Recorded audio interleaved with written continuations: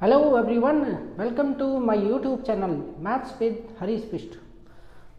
तो लेते हैं क्वेश्चन नंबर 35।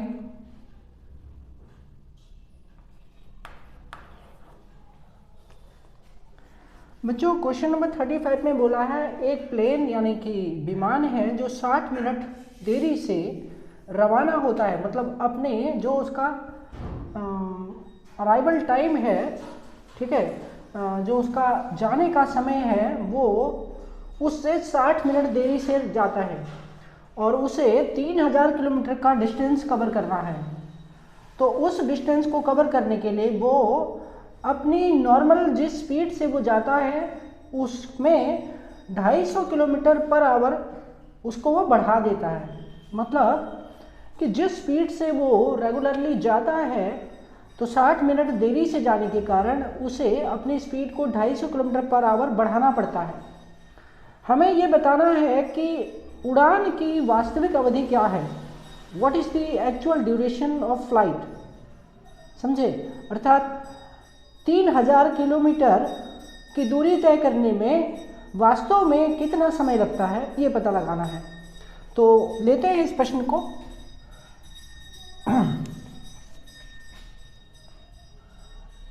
माना चाल या वास्तविक चाल, ठीक है, let the speed of the aeroplane is x kilometre per hour. माना प्लेन की चाल है x किलोमीटर पर आवर। अब वो अपनी स्पीड को बढ़ाता है, ठीक है, जो वास्तव में जो उसकी स्पीड है वो x किलोमीटर पर आवर है, लेकिन 1 घंटा देर से चलने के कारण वो अपनी स्पीड को 250 किलोमीटर बढ़ा देता है।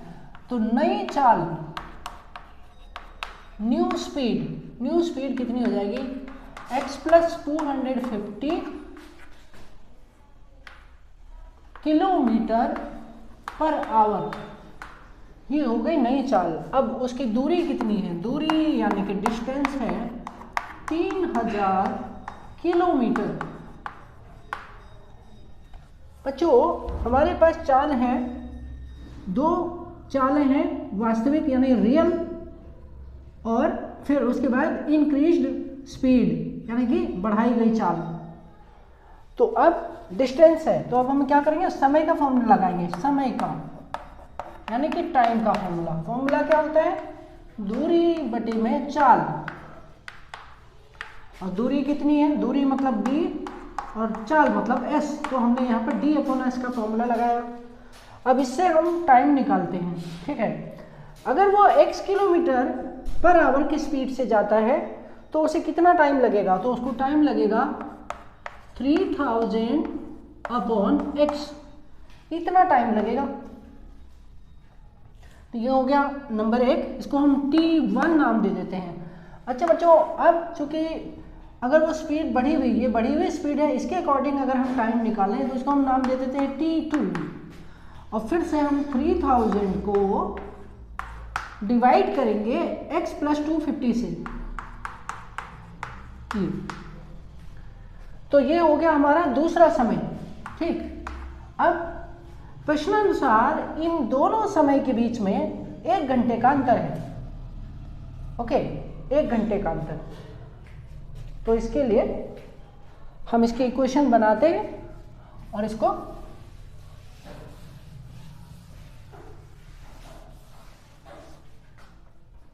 तो बच्चों आपको करना क्या है? अब आपको ये तय करना है, क्योंकि आप ये जानते हैं कि यहाँ पर x स्पीड है और यहाँ पर स्पीड को बढ़ा दिया।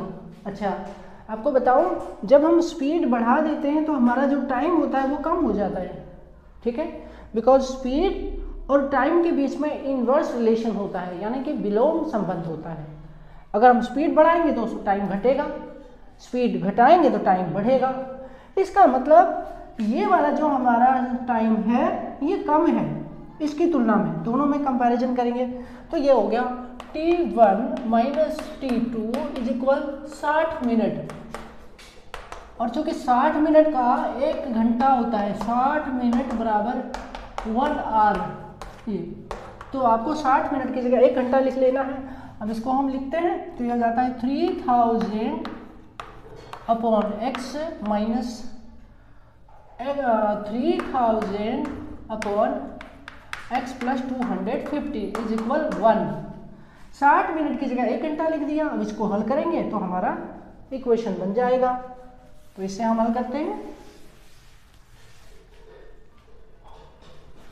इन दोनों को आपस में मल्टीप्लाई करेंगे, एलसीएम हो जाएगा x multiply x plus 250 LCM.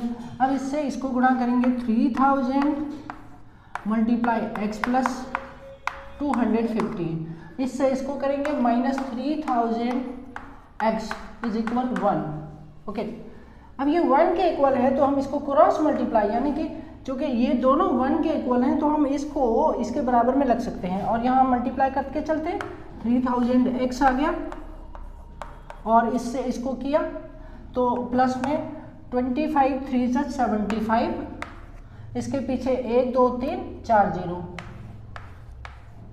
हो गया 75। ठीक है, 4 टाइम्स 0 ये हो गया इन दोनों का product minus 3000 x is equal, अब इसको मल्टीप्लाई करके इसको यहाँ लिख देते हैं, मल्टीप्लाई कर लेते हैं x into x x square हो जाएगा, x इंटू 250 प्लस 250x हो जाएगा।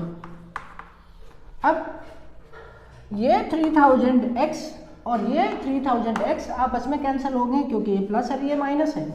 तो अब इसको हम ट्रांसपोज करके इधर लाते हैं तो हमारी इक्वेशन बनकर तैयार हो गई। इक्वेशन बनी x स्क्वायर प्लस 250x और इसको इधर ला जाएंगे माइनस 75, 7,50,000 ये हो गया। अब इक्वल में 0। अब बच्चों ये हमारी इक्वेशन बनकर तैयार हो गई और अब हमें इसे सॉल्व करना है। तो अब हम इसे फैक्टर मेथड से सॉल्व करते हैं और निकालते हैं फिर इस प्रश्न का जवाब। ओके, तो इसके लिए मैं आपको कहूँगा मिड टर्म स्प्लिट करना है हमें, तो हमें मिड टर्म को स्प्लिट करना है, 250 को दो पदों में दो पूर्णांक में डिवाइड करना है और जोड़ने पर 250 आना चाहिए। इसके लिए हमें इसके फैक्टर करने हैं 7,50,000 के, ठीक 7,50,000 के। तो इसके फैक्टर करते हैं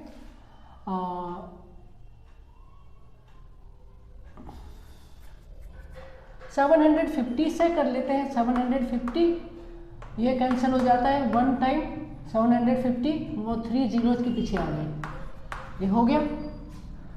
750 से अगर हमने 7,50,000 को कैंसिल किया तो ये एक बार कैंसिल होगा और ये 3 जीरो इसके पीछे, यानी कि इससे इसमें भाग लिया तो 1000 बन गया। अब हमारे पास दो फैक्टर आ चुके हैं 1000 माइनस 750। अगर हम इनका डिफरेंस देखें तो 250 आएगा, ठीक। तो हमारे पास 250 हो गया, ठीक है। अब हमें यहाँ पर 1000 लेना होगा क्योंकि ये आंसर पॉजिटिव है और यहाँ पर माइनस 750 लेना होगा। क्यों लेंगे? क्योंकि इसमें से इसको माइनस करेंगे तो आएगा ये, और आप देख रहे हैं कि इन दोनों का प्रोडक्ट जो है वो इतना आना चाहिए माइनस 7,50,000। दोबारा समझ लीजिए, अगर इन्हीं दो को हम मल्टीप्लाई कर दें तो हमें कितना मिलेगा? माइनस 7,50,000 मिलेगा। तो इस बात को आप समझते होंगे कि जो इंटीजर हमने तोड़े हैं, स्प्लिट किए हैं, उन्हीं इंटीजर का सम तो होना चाहिए बीच का टर्म का कोएफिशिएंट और उनका प्रोडक्ट होना चाहिए इसके बराबर। ओके, तो अब हम इसे हल करते हैं और इसमें इसकी जगह पर इसे रिप्लेस करते हैं। तो ये हो गया x square minus plus 1000 x minus 750 x minus 7,50,000 equal में 0। अब इन दोनों में हमारे पास x कॉमन हो गया, ये बचा x प्लस 1000 और इन दोनों में हमारे पास माइनस 750 कॉमन हो गया और अंदर बचा हमारे पास x प्लस 1000 इज इक्वल 0। देखिए -750 कॉमन हो गया, इसको डिवाइड किया तो x बचा, माइनस और माइनस प्लस हो गया, फिर माइनस और माइनस प्लस हो गया, 750 से इसको डिवाइड किया तो ये आ गया। अब x माइनस 750, ओके, ये एक फैक्टर हो गया। दूसरा फैक्टर है x प्लस 1000, ये कॉमन फैक्टर हो गया। ठीक है, इस तरह से हमारे पास आ चुका है। अब हम इसका रूट निकाल लेते हैं, शून्यक या मूल। तो x, ये x माइनस 750 रखा, इक्वल में 0 रखा, तो x इक्वल हो गया 750। दूसरा हो गया x plus 1000 equal 0, hence x equal minus 1000। अब भाई स्पीड माइनस में तो हो नहीं सकती, तो ये रिजेक्ट हो गया, रिजेक्ट, और ये एक्सेप्टेड, वो रिजेक्टेड, ये एक्सेप्टेड है। तो x जो है उसकी वैल्यू 750 हो गई। ये हो गई हमारे वास्तविक चाल। तो हमारी जो चाल है, वास्तविक चाल, इस प्रश्न में पूछा था उड़ान की वास्तविक अवधि क्या है। तो हमारे पास चाल आ गई, हमारे पास चाल यानी स्पीड आ चुकी है 750, ये आ गया हमारा स्पीड। अब हमें एक्चुअल टाइम निकालना है, ठीक है, फ्लाइट, ड्यूरेशन ऑफ फ्लाइट निकालना है। तो उड़ान की अवधि, तो यहाँ पर लिखते हैं अवधि। तो अवधि निकालने के लिए क्या करना होगा, हमें डिस्टेंस 3000 को स्पीड 750 से डिवाइड करना होगा।